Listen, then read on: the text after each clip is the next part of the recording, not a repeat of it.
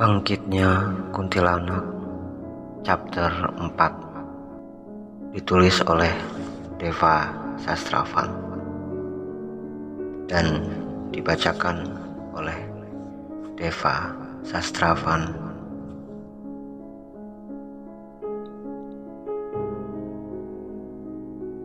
Prasetyo berusaha tetap tegar, menerima kenyataan pahit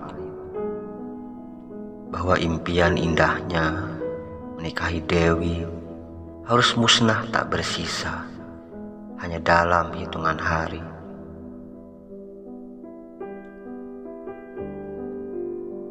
Sejak dia dan ayahnya, Pak Soeharno, resmi melamar Dewi pada kedua orang tuanya, semua persiapan sudah dirasa sempurna.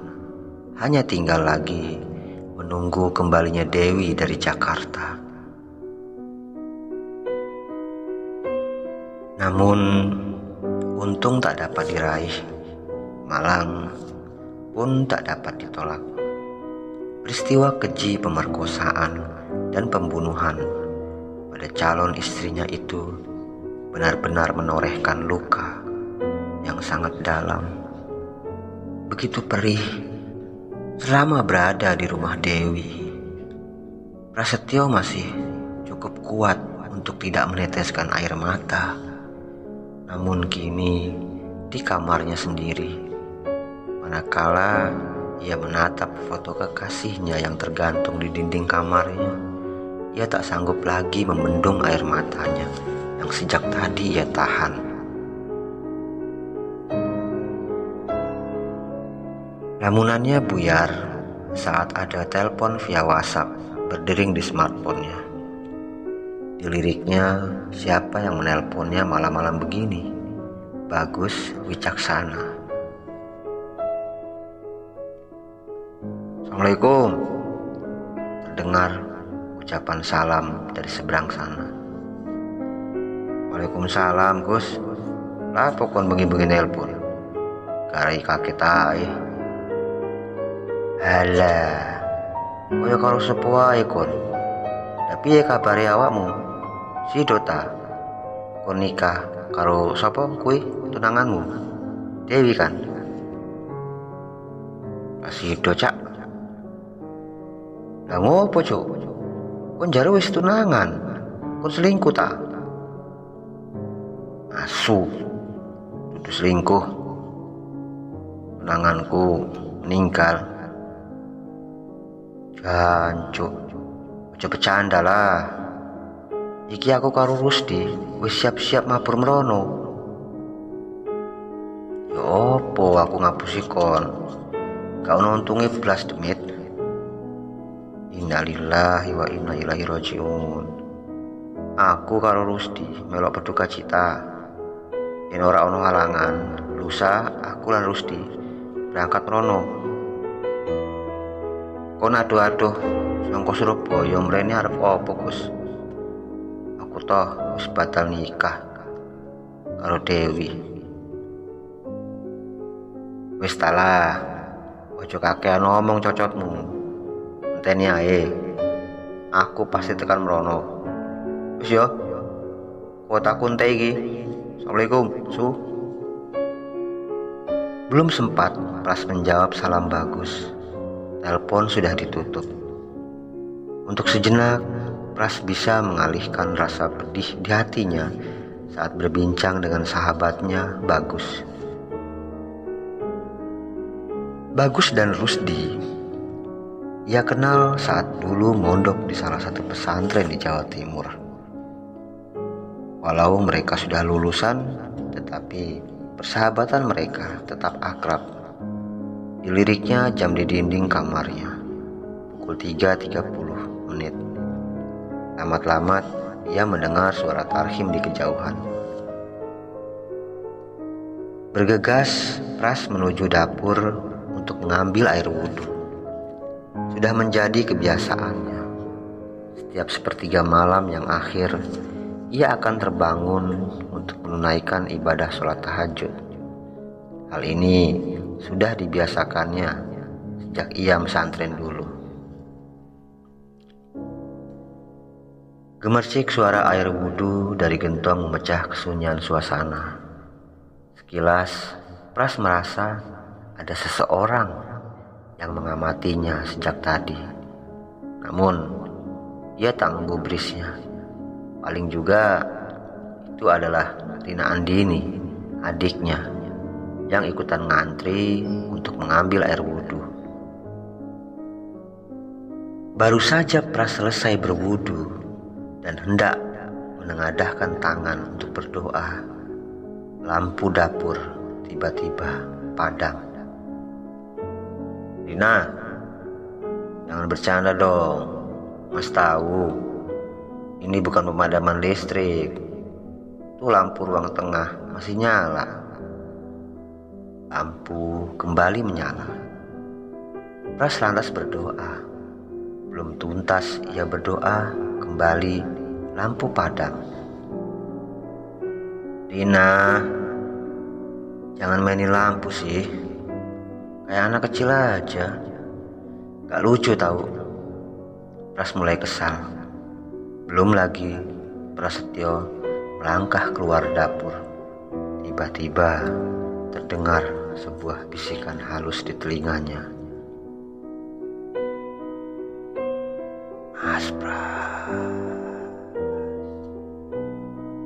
Seketika Prasetyo berpaling ke belakang, menghadap di mana arah suara itu datang. Dan di sana ia melihat sesosok bayangan wanita berbaju putih memunggunginya. Rambut panjangnya terurai. "Mas Pras,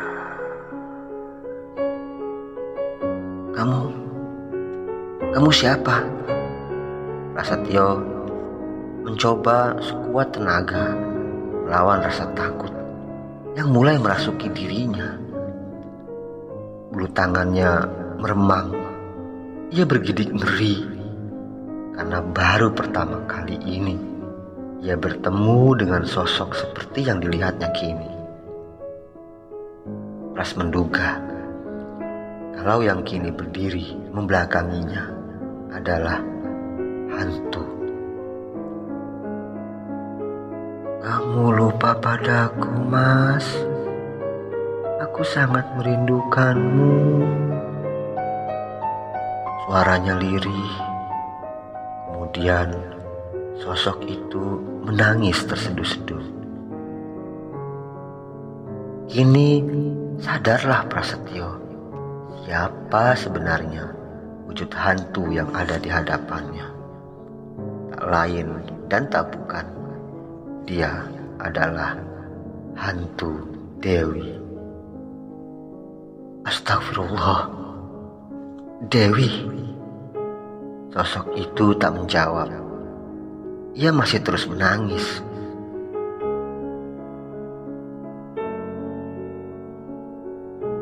"Mas Pras!" Terdengar teriakan dari pintu antara ruang tengah dan ruang dapur. Suara Rina, adiknya. Pras menoleh. Lampu kembali menyala. "Mas, ngapain sih? Subuh-subuh gelap-gelapan di dapur.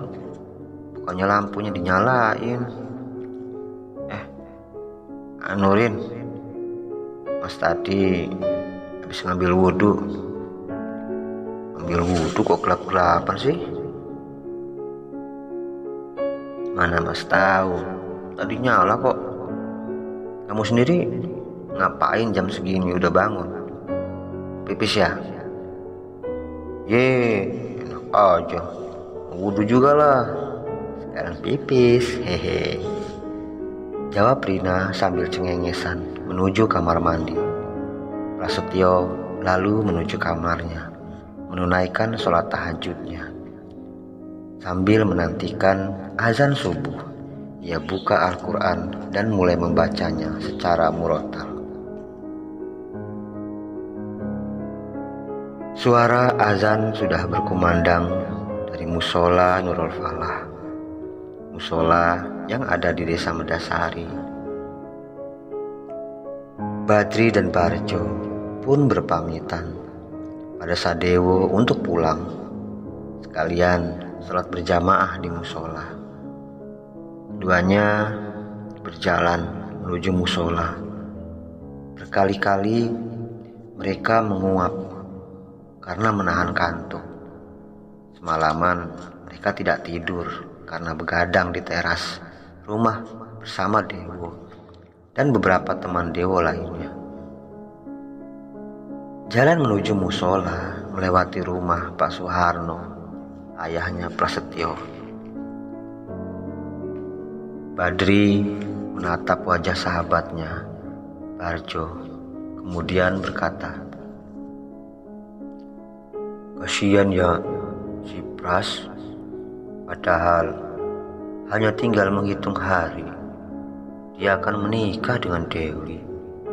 Sayangnya takdir berkata lain." "Itulah yang sudah menjadi garisan dari Gusti Allah.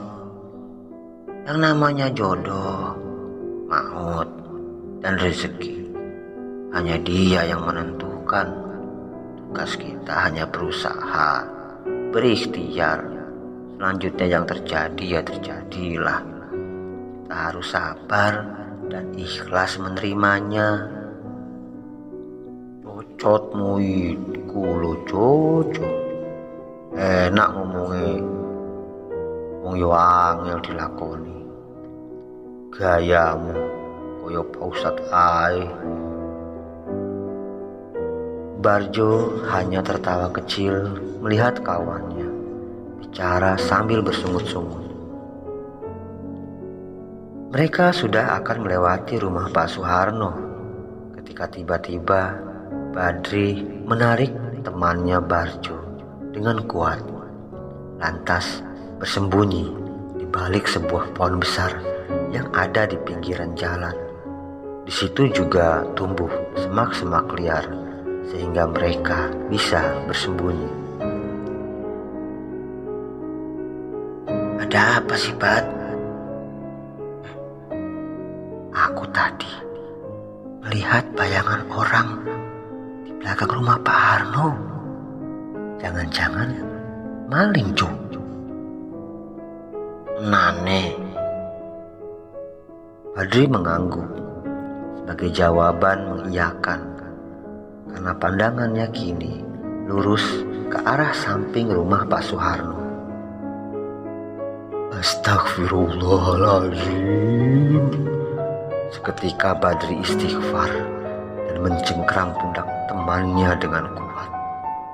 Karena apa yang dilihatnya keluar dari samping sisi rumah Pak Harno adalah sosok bayangan berbaju putih. Yang menakutkan adalah wajahnya yang pucat pasi serta matanya yang berlubang. Barjo sendiri sejak tadi sudah menunduk dan menutupkan kedua tangannya ke wajah. Tubuhnya menggigil, menahankan rasa takut yang luar biasa. Sosok itu melayang dan seakan menuju ke arah mereka. Badri berkomat kamit membaca zikir apa saja yang teringat olehnya. Namun sosok itu terus melayang ke arah mereka. Perlahan, akhirnya, karena sudah tak kuat, Badri menundukkan kepalanya, namun tidak menutup matanya. Sampai sosok itu berdiri tepat di dekat mereka. Cium aroma kembang kemboja yang sangat menyengat. Badri melihat kain gaun yang dikenakan sosok itu melayang di dekat mereka. Namun tidak lama, karena kemudian sosok itu kembali melayang ke arah yang berlawanan dari arah mereka dan menghilang di tikungan jalan. Badri menghembuskan napas panjang dan segera berdiri kembali. "Oh, Barjo, kuntilanaknya sudah pergi. Ayo, kita segera ke musola. Sudah iqomah tuh. Barjo yang masih berjongkok segera bangun. Kali ini yang tercium adalah aroma pesing. Asu, kue nguyuh nang katok ta? Tanya Badri. Walau wajahnya masih tampak pucat pasi, Barjo mengangguk mengiyakan sambil kembali nyengir. Keduanya membatalkan niat untuk sholat berjamaah karena pakaian Barjo jelas tak layak lagi untuk dipakai sholat. Lagi pula karena Barjo lah yang paling merasakan takut. Akhirnya Badri mengantarkan Barjo pulang ke rumahnya. Mereka berdua sepakat untuk merahasiakan apa yang mereka lihat berdua tadi, karena kalau sampai tersebar, maka desa mereka akan menjadi geger dengan kemunculan kuntilanak yang meneror desa. Belum lagi jenazah Dewi dimakamkan. Malam itu sudah 3 orang yang mengalami berjumpa dengan hantu Dewi. Pertama, adiknya sendiri, Devi. Lalu, pacar sekaligus tunangannya, Prasetyo. Dan terakhir, Badri dan Barjo. 2 orang yang pertama kali menemukan jasad Dewi di gubukan tengah sawah. Kejadian ini tentulah sudah begitu membuat geger bagi yang mengalaminya. Namun sebenarnya ini barulah menjadi awal saja, karena kengerian demi kengerian yang lebih dahsyat dari itu akan segera terjadi. Sebuah teror berlatarkan dendam kesumat yang membara. Dewi akan menjadi arwah penasaran untuk memburu semua yang ikut andil dalam kematiannya. Ia akan terus menebar teror paling mengerikan dari hantu Dewi, karena ia akan terus menghantui sampai pembunuhnya mati. Hujan kembali mengguyur deras di desa Mendasari. Sedianya hari ini masyarakat desa itu, khususnya warga yang ada di RT yang dipimpin oleh Pak Mangun, akan menguburkan jasad Dewi pagi ini. Namun semuanya jadi terhambat karena hujan turun begitu deras, diiringi kilatan petir yang sambung menyambung. Beberapa warga yang usai sholat subuh langsung ke rumah keluarga Pak Purnomo duduk berkumpul di teras rumah Pak Purnomo. Hujan pagi ini meski turun dengan deras, tapi tidak disertai dengan angin kencang sebagaimana hujan yang turun pada 2 malam sebelumnya. Tampak 4 orang yang sedang berbincang-bincang di sana.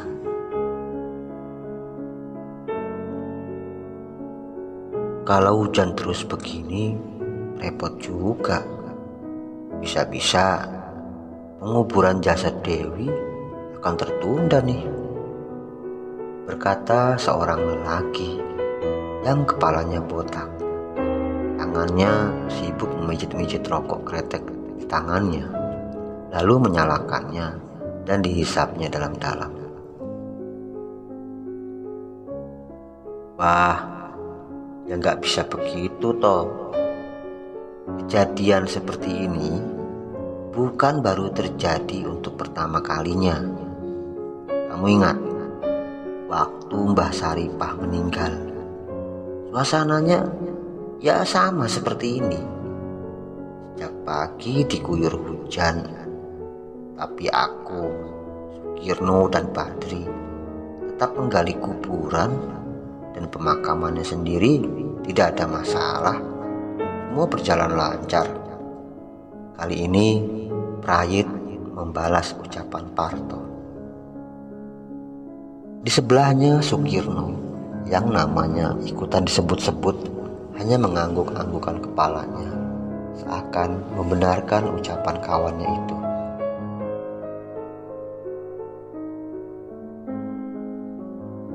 Bener itu, Yit.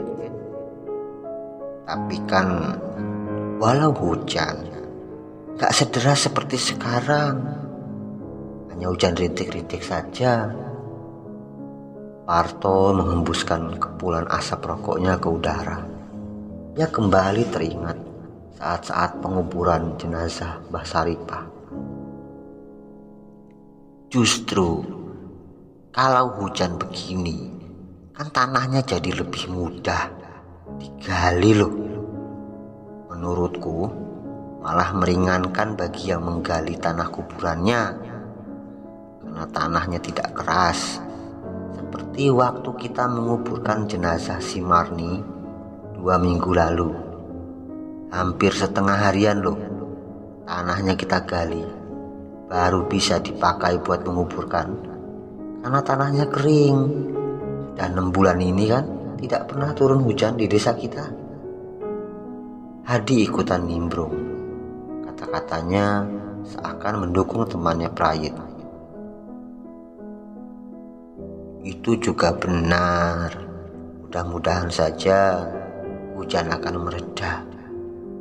Yang kutakutkan itu air yang tergenang nanti dalam lubang kuburan yang akan digali bisa kerja 2 kali kita. Yang menggali tanahnya ya sekaligus menguras genangan airnya. Parto menjawab sambil pandangannya menatap lurus ke depan. Entah apa yang tengah melintas dalam pikirannya. Permisi bapak-bapak, ini kopinya, dan ini ada gorengan singkong. Tahu-tahu muncul Devi. Di sana membawakan 4 gelas kopi dan sepiring singkong goreng panas. Lah, ini dia yang ditunggu-tunggu datang. Hujan-hujan begini memang paling mantap makan singkong goreng ditemani segelas kopi, kata Hadi. Ia membantu Devi meletakkan gelas-gelas berisi kopi itu beserta piring berisi singkong goreng ke atas meja teras. Obrolan mereka terus berlanjut dengan seru, kadang diselingi tawa ringan. Hanya Sukirno yang tampak tak terlalu buka suara pagi itu. Karena hanya Sukirno seorang yang melihat sosok perempuan berbaju putih dengan wajah yang pucat, seakan tak ada rona kehidupan terlihat di sana. Sosok itu berdiri jauh di seberang jalan, di bawah pohon tangkin yang tumbuh besar dan rindang. Dan yang membuat kecut hati Sukirno adalah karena sosok yang dilihatnya itu wajahnya sangat mirip dengan Dewi.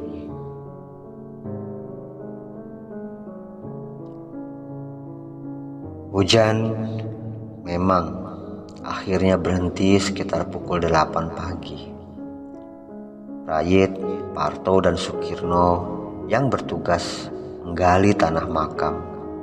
Seperti harapan mereka, tanahnya memang menjadi lebih mudah digali dan tak ada genangan air. Hanya saja tanah di sekitar makam yang menjadi becek sisa hujan pagi tadi.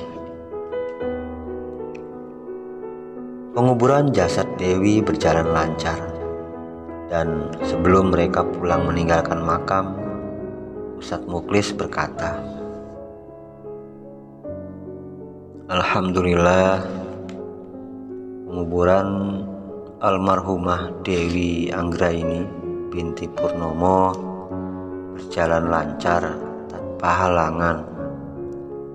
Saya mewakili keluarga besar Bapak Purnomo mengucapkan terima kasih yang sebesar-besarnya atas bantuan bapak-bapak, ibu-ibu, dan saudara-saudara sekalian. Mulai dari penggalian makam, memandikan, mengkafani, menyolatkan, sampai mengantarkan almarhumah ke peristirahatannya yang terakhir. Harapan kita semua, semoga Allah Subhanahu wa Ta'ala menerima segala amal baik yang pernah almarhumah lakukan selama hidupnya. Kalau ada dari sikap, tutur kata, dan perbuatan yang salah dari almarhumah pada bapak, ibu, dan saudara-saudara semua, saya mohon untuk dimaafkan. Adapun sekiranya almarhumah memiliki sangkutan hutang piutang, hendaknya segera menghubungi keluarga besar Bapak Purnomo usai pemakaman ini. Dan di sini juga saya mengundang Bapak, Ibu, serta saudara-saudara sekalian untuk meringankan langkahnya menghadiri tahlilan yang akan diadakan mulai nanti malam di kediaman Sohibul Musibah. Waktunya ba'da Isya. Terima kasih. Usai menutup dengan salam, Ustadz Muklis lalu berdoa dan diaminkan oleh warga yang ikut menguburkan.